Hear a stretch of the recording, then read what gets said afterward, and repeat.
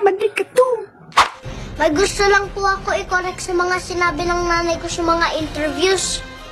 Yung pong sinasabi niyang incentives na nakuha ko sa World Championships, mali po yung sinabi niyang amount.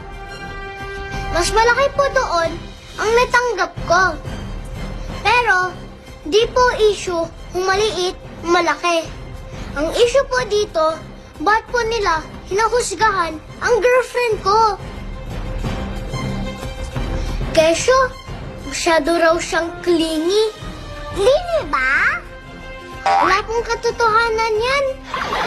Oh, at yun naman po, sinabi ng nanay ko na mauubos ang anak ko. Hindi po rin totoo yun. Vlogger si Kaloe, hindi cannibal. Aloy, may pinapunta ko dito para matapos na ang issue. Wait lang po, one-on-one interview po ito. Bakit kaya nagpapunta ng iba? Bakit may tao dyan sa likod mo? Ha? Siya po kasi ang bago kong coach, si Coach Kaloe. Hindi lang sa sports, pero life coach ko pa. Pati po buhay ko, kina-coach niya.